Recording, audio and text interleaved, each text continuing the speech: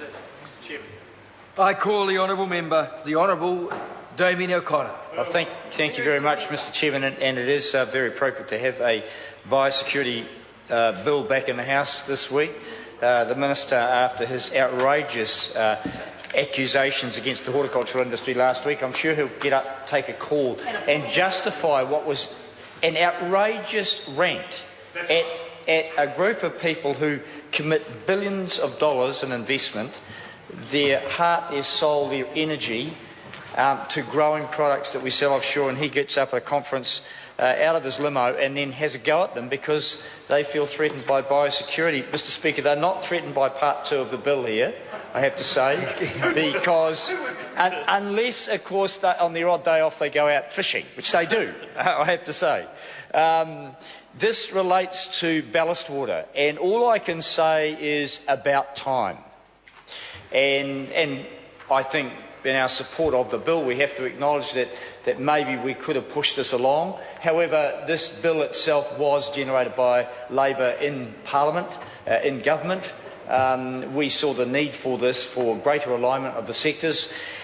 In the area of ballast water, my colleague Reno Tirakatani here was very modest, in fact, and kind to the government, because in fact the risk is not 3 million cubic tonnes of water, it's 6 million cubic tonnes of water, metric tonnes, I should say, sorry, Mr. Cubic, metric tonnes of water come into this country every year. There's 2,500 visits by ships coming into the country, and they exchange water under a protocol. There's been a general agreement.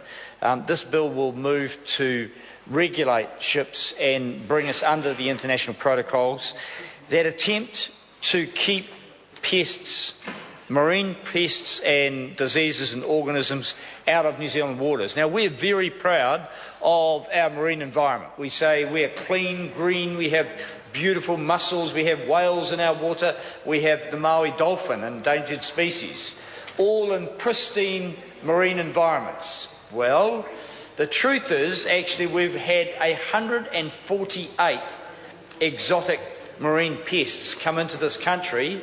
My guess, it started when Abel Tasman probably came to this country. Captain Cook probably helped as well. And since that time, we've been actually bringing into this country, into the marine environment, unwanted pests and organisms. Mr. Chairman, there are a number now that we don't want to bring in, I have to say, and the focus on ballast water is quite appropriate.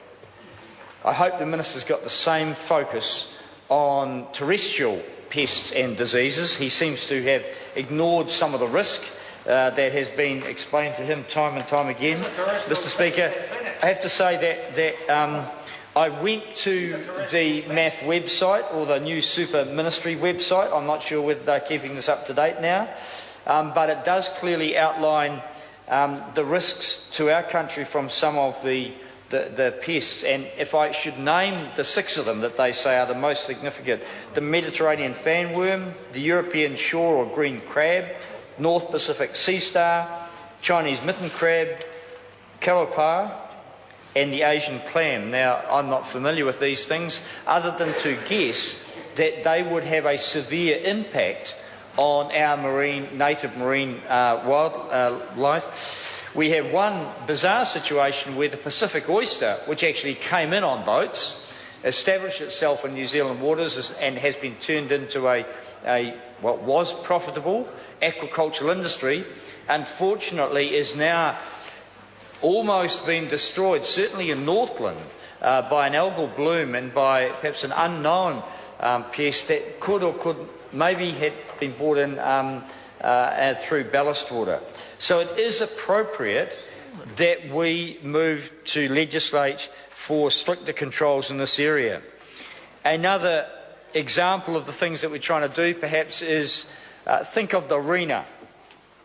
Think of what happened out on the reef there, and while the country was focused on oil, the fuel for the boat, and our attempts, successful for the most part, to get all that oil off the boat, there was of course ballast water, no doubt, in the hull, in the boat, that probably was also dispersed. Mr. Chairman. I call the Honourable Damien O'Connor. Thank you, Mr. Chairman. There would have been ballast water that no doubt escaped from that vessel. The regulations in here, or the legislation, does have in place penalties.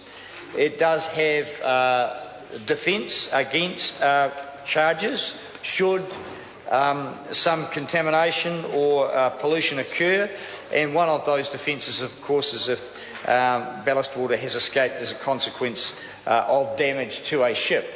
A reasonable position, but I think it does beg the question, what can we do to minimise the chances of boats running aground? And if there's nothing else comes from that disastrous situation, it's one that we should have a better, more highly regulated coastal shipping environment. And I was in the House here in 1994. We should have coastal shipping because the national government, the Tory government, as my colleague said, that's right, absolutely decimated coastal shipping here.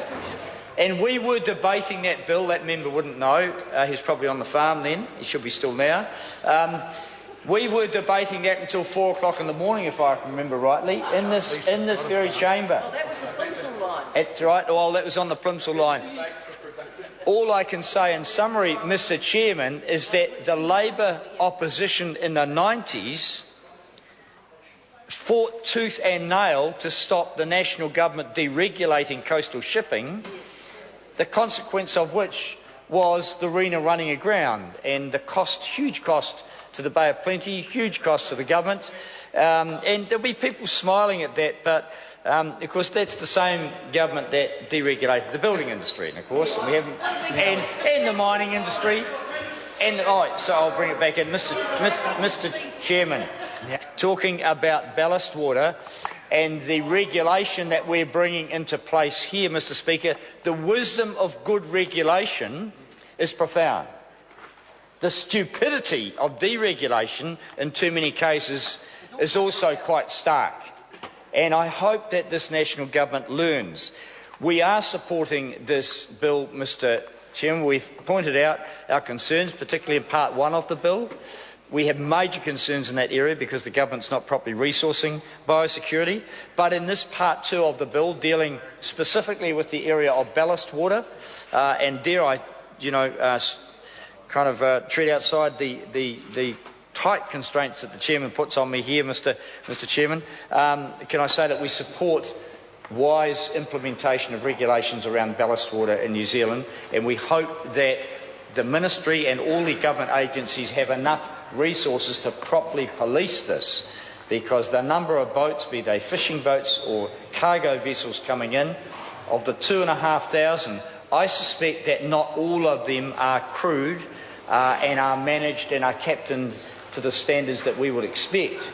And we may very well face the incursions as listed in the Ministry of Primary Industry's own website, incursions that would have huge impact on what we hope is a growing aquacultural industry, an industry that has huge potential in the pristine waters of this country. Yes, the Speaker in the House is acknowledging the exit of St Bede's, a very good school, I have to say. It's a shame it turned out so many National Party members. There's a couple of good Labor Party members here to uphold the honour of the school. Mr. Chairman, can I just say that in summary, we do support the bill, we support the implementation of Part 2, but it is important that the government gets this right and follows this through with appropriate policing of these regulations. I call the Honourable Member Stephen Brown.